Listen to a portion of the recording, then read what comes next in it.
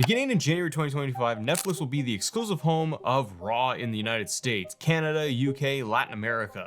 And they will be expanding to other territories as well. Part of the agreement WWE has with Netflix is that it will also become the home of all WWE shows and specials outside the United States as available, inclusive of Raw and WWE's other weekly shows. This includes SmackDown and NXT and the premium live events. So WrestleMania, SummerSlam, Royal Rumble, it's all coming to Netflix. They're also going to be adding in things like the original series, the documentary series from WWE, and new projects that are going to be coming in 2025 that are going to be available internationally. And again, when they say it's internationally, it's basically everywhere outside of the United States. So I want to talk about the potential content that we could see from WWE and Netflix in 2025, because I think we spend a lot of time focusing in on Raw, obviously, Raw being the flagship show that is going to be anchoring this thing, especially for the United States audience, because that is going to be the exclusive content they are going to see. Meanwhile, everything else in the US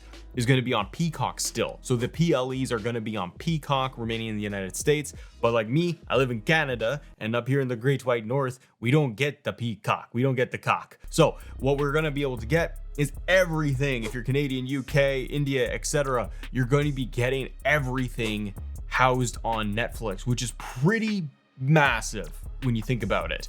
And I want to know, what programming could we see out of all of this? One of the first things I would love to see is going to be another WWE show. Oh, dear God, no! So yes, we have NXT changing networks as well this fall. We have SmackDown going over to USA, and they're going to be having it there. Netflix Raw. But with all of that, and yes, it's a lot of programming, I wouldn't be surprised if WWE took a shot at an extra 1 hour, 2 hour show every single week. Think about WWE's calendar and all the different types of content they produce for programming on a weekly basis, where we have Raw, we have NXT. You can chuck in WWE Speed if you want to for the Twitter show. You have SmackDown and the PLEs. They're almost at every day of the week, frankly. But the reason why I say, on one hand, it might be a good idea to add more programming, more weekly content, is because the roster is so big. WWE is not slowing down when it comes to their roster, between their NXT roster, the developmental system they have, and the main roster. There's only so much TV time, and on network TV, there's only so much you can do. But I think that's part of the thing here that we need to keep in mind. We are all conditioned to traditional network television when it comes to wrestling programming, where we see Monday Night Raw and Friday Night SmackDown, and you got 2 hours or 3 hours, and that's the show, and that's all there is. And if you said, oh, we're gonna add a Wednesday night show, for example, oh, that's way too much on TV, you know, no one's gonna watch that, it's gonna flounder, it's going to die, because people can't afford all of that TV bandwidth to give to more content. But things being on Netflix, it changes all of that, in my opinion, because now you can go from having Monday Night Raw, you'll have NXT on network television, but then on like Wednesday, what if you added in a new show and you gave fans a revitalized WCW? Now, WWE has all the properties and ownership and everything over WCW. We see NXT utilize and leverage some of their properties in terms of the names of previous WCW pay-per-views in the past, but wouldn't it be something if WWE revitalized WCW proper and gave fans on Netflix exclusively that new show, where it would be, just say it's a 1 hour TV show, but the thing is that it's streamed. So when we talk about, oh no, you want to give us more wrestling, like how can we keep up with all of it? It'd be on demand, it's on Netflix. You could just watch it anytime. You could binge watch episodes if they just continue kind of the same methodology of just weekly programming, and you could set up more storylines and have stuff culminate on the PLEs for WWE, where you have Raw and SmackDown and maybe even WCW represented. Or you don't, and you only give us like a WCW PLE every 3 months, but do it on Netflix so that WWE is full control how they want to run it, operate it, shoot it, everything, and you could give fans a different experience. And I go back to the point of the roster. There's so much talent that WWE has, and they partner with more companies, with TNA, for example, coming into NXT. We're seeing this crossover happen a lot more. And because of that, I think that you are just going to have more and more talent, less and less TV time available, because when you look at Raw and SmackDown just on its own, those shows are anchored by the top talent. There's only so much room. And when we get the Bloodline story and Cody, that's half of SmackDown now. And when you go over to Monday Night Raw, it's all Judgment Day.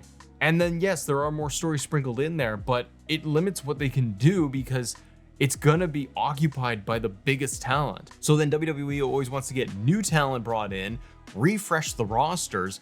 It makes it really difficult, I think, to get NXT stars like, say, Trick Williams, who's fantastic, and eventually get him over to Friday Night SmackDown. There's only 2 hours of TV time for Trick to be able to really stand out and captivate fans while you have all of the existing talent that's already on the program. But if you open up something like a WCW, and I say put it on Wednesday nights because, well, it's competition for Dynamite. But if you did all that, it would be kind of fun.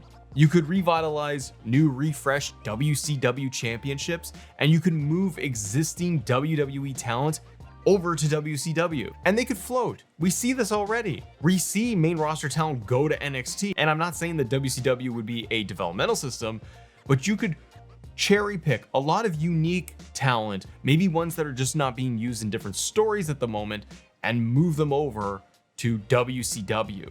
Elevate more luchador talent. Elevate guys like Dragon Lee, for example, and make him WCW Cruiserweight Champion. LA Knight be the United States Champion, but the WCW United States Champion. Or the WCW Champion. If like Kevin Owens doesn't have much of a story on traditional main roster for the next 6 months, and a guy like Kevin Owens, I feel, is a great example of, we've seen him go through kind of everything. We've seen him go through all of the feuds that are available on main roster for the most part, and I think they put him in good feuds no matter what.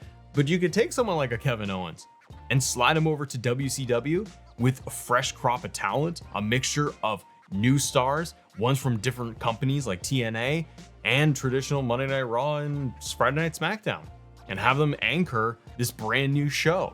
I think it would help vitalize the system, and it would give more talent more time to be able to break out just a little bit more. But I think because if you have everything on Netflix, WWE has full control of how they want to shoot it, produce it.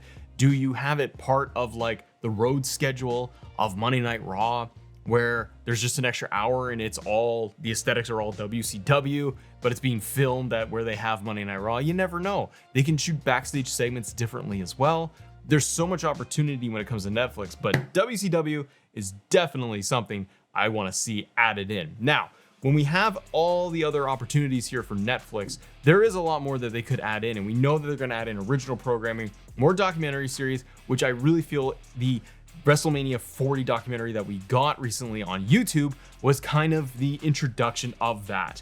And I could totally see once Netflix launches in 2025, they turn around and they just take that YouTube version of WrestleMania XL documentary and they just slap it over onto Netflix to help anchor that program. They can add more content there. Other stuff that they can totally add in for Netflix to make it worthwhile is going to be a lot of those deep dives, and I think just the documentaries of the individual wrestlers. We have biography and all of that to go through the legends, but for current talent that are in big storylines or going to WrestleMania, and again, this is all happening in January, so they're on the road to WrestleMania once the Netflix deal happens. You can give us an entire road to WrestleMania of Roman Reigns leading to WrestleMania 41, for example, or Cody Rhodes, or both, or Becky Lynch, or Rhea Ripley, and you could tell weekly episodic shows that are documentary style, Netflix style, of them going to the next thing. Because WWE has endless footage, there's cameras everywhere all the time. They can pull stuff from their matches, the backstage moments, and package it all into a documentary that they can produce like every single week. Or they can bank a lot of stuff, and then you would have WrestleMania 41, and then you give us a bunch of documentaries, behind the scenes stuff, all these exclusive looks of what they are doing, you know, pre-WrestleMania and the lead up and so on. So I think there is a good chance that we end up seeing a lot more of that. Because WWE on Netflix, it kind of creates this entire ecosystem for them of what they can do, what they can show, and expand beyond just the traditional, we have a 3-hour block and that's all there is. And the last thing I'll say about Netflix and some of the changes that I hope we see in the programming updates, I think it gives it an opportunity to really expand in terms of what they do on a week-to-week basis. And like I was alluding to, I think that WWE with current Raw on USA Network, now we're going to be entering an era where commercials will be different, where they may not have traditional ads running, where maybe it's not going to be a 3-hour block for Monday Night Raw. It might be an hour and a half, might be 2 hours, might be 4 hours. We have no idea, but stuff could be shot differently even still. Matches, promo segments could have more time to breathe because there's no time limit. And we may be getting away from just the traditional, it's 3 hours of Monday Night Raw, and this episode is 2 hours and 20 minutes. Next week's was 2 hours and 45 minutes. They can run it however they need to run it, or you're gonna get one that's 3 hours and 10 minutes. You never know, but there is gonna be no hard cut at the end of the show. And because there is no fixed ending to a weekly episode of Raw in 2025, that allows endings of the show, whether it's a promo, a match, allows them to let it breathe or finish differently or wrap up in a better way. But let me know, what do you think we're gonna get when it comes to WWE on Netflix? We're not that far off, and knowing WWE and Netflix, they're gonna wanna have content ready to go outside of just the regular programming of Monday Night Raw. And if you guys want to talk more about Netflix, the deal, and all that stuff, click this video right here because we got another one talking about Netflix more in depth. Have a great day. See ya.